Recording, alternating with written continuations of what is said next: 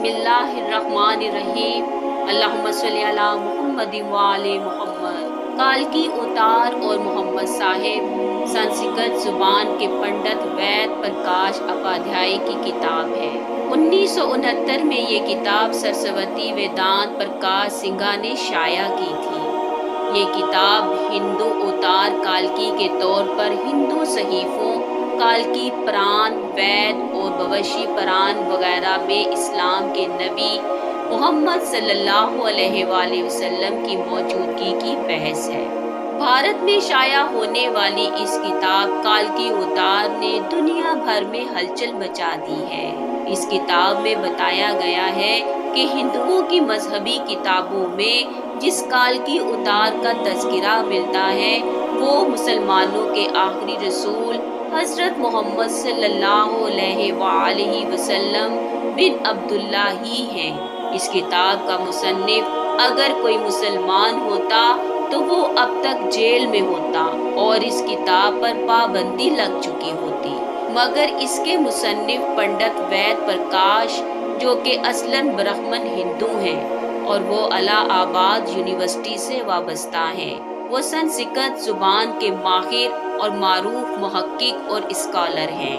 पंडित वैद प्रकाश ने काल्की अवतार की बाबत अपनी इस तहकीक को मुल्क के 8 मशहूर व मारूफ मुहक्किक पंडितों के सामने पेश किया था जो अपने शोबे में मुस्तनद गर्दाने चाहते हैं। इन पंडितों ने किताब के बगौर मुताले और तहकीक के बाद ये तस्लीम किया है कि किताब में पेश किए गए हवालाजात मुस्तनद और दुरुस्त हैं। ब्राह्मण पंडित वैद प्रकाश ने अपनी इस तहकीक का नाम काल्की अवतार यानी तमाम कायनात के रहनुमा रखा है। हिंदुओं की अहम मजहबी कुतुब में दरअसल एक अजीम रहनुमा का जिक्र मिलता है जिसे काल्की अवतार का नाम दिया जाता है। पंडित वैद प्रकाश ने गहरी तहकीक के बाद ये दावा किया है कि इस काल्की अवतार से मुराद हजरत मोहम्मद हैं जो कि मक्का में पैदा हुए। चुनांचे उनका कहना है कि तमाम हिंदू जहाँ कहीं भी हों उनको अब किसी और काल्की अवतार का इंतज़ार करने की ज़रूरत नहीं है, बल्कि इसके लिए इन्हें महज इस्लाम कबूल करना है और आखिरी नबी के नक्शे कदम पर चलना है जो बहुत पहले अपने मिशन की तकमील के बाद इस दुनिया से तशरीफ ले जा चुके हैं। अपने इस दावे की दलील में पंडित वैद प्रकाश ने हिंदुओं की मुकद्दस मजहबी किताब वैद से मुदर्जा झैल हवाले दलील के साथ पेश किए हैं। वैद किताब में लिखा है कि काल्की अवतार भगवान का आखिरी अवतार होगा जो पूरी दुनिया को रास्ता दिखाएगा। इन कलमात का हवाला देने के बाद पंडित वैद प्रकाश लिखते हैं कि इस पेश गोई का इतलाक सिर्फ हजरत मोहम्मद के मामले में दुरुस्त हो सकता है। वैदों की पेश गोई के मुताबिक काल्की अवतार एक जजीरे में पैदा होंगे और ये अरब इलाका ही है जिसे जजीरतुल अरब कहा जाता है। मुकद्दस किताब वैद में लिखा है कि काल्की अवतार के वालिद का नाम विष्णु भगत और वालिदा का नाम सोमानव होगा। देखा जाए तो संस्कृत जुबान में विष्णु अल्लाह के मानों में इस्तेमाल होता है और भगत के मायने गुलाम और बंदे के हैं। चुनांचे अरबी ज़बान में विष्णु भगत का मतलब अल्लाह का बंदा यानी अब्दुल्ला हुआ।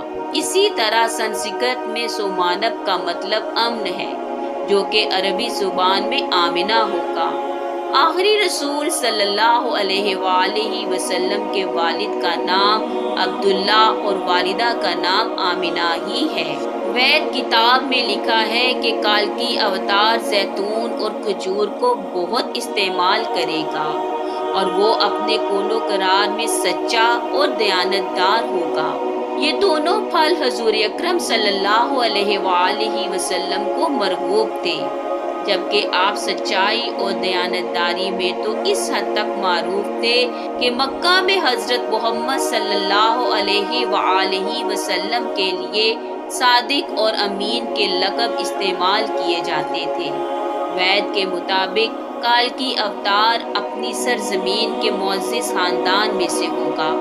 یہ بھی محمد کے بارے میں سچ ثابت ہوتا ہے کہ آپ قریش کے معزز قبیلے میں سے تھے، جس کی پورے عرب میں عزت اور شام و عراق میں پہچان تھی۔ ہماری کتاب کہتی ہے کہ بھگوان کالکی اوتار کو اپنے خصوصی قاصد کے ذریعے ایک غار میں پڑھائے گا۔ اس معاملے میں یہ بھی درست ہے کہ حضرت محمد مکہ کی وہ واحد شخصیت تھے جنہیں اللہ تعالیٰ نے غار حرا میں اپنے خاص فرشتے حضرت جبرائیل کے ذریعے تعلیم دی۔ ہمارے بنیادی عقیدے کے مطابق بھگوان کالکی اوتار کو ایک تیز ترین گھوڑا عطا فرمائے گا، جس پر سوار ہو کر وہ زمین اور 7 آسمانوں کی سیر کرائے گا۔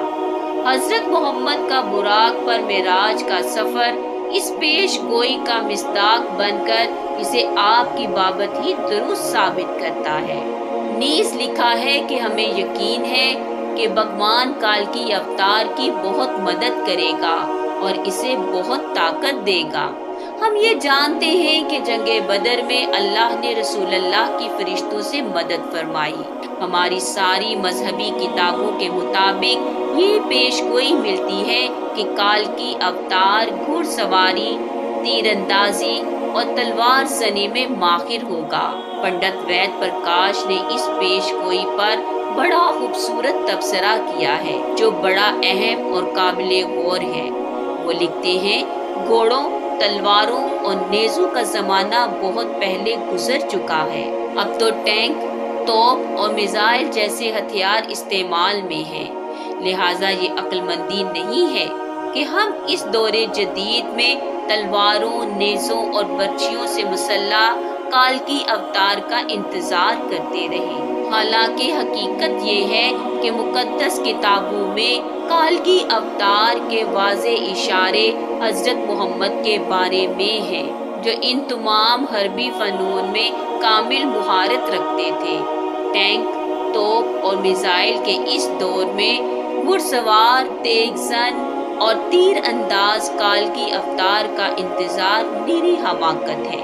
پنڈت صاحب نے رسول اکرم کے حالات زندگی پر تحقیق کی ہے، لیکن بالکل آخری زمانے میں رسول اللہ کے فرمان کے مطابق آخری امام حضرت مہدی علیہ السلام پر غالباً تحقیق نہیں کر سکے۔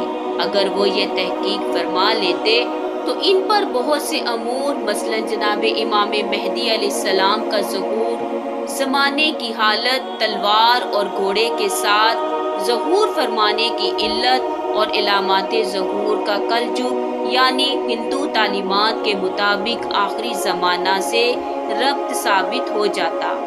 نیز آخری دور کے حالات اور امام علیہ السلام کے ظہور سے قبل معاشرے کی بیان کردہ حالت کا ہندو دھرم میں کی گئی پیش گوئیوں سے تقابل ہو جاتا۔ اللہم صلی علی محمد و آل محمد۔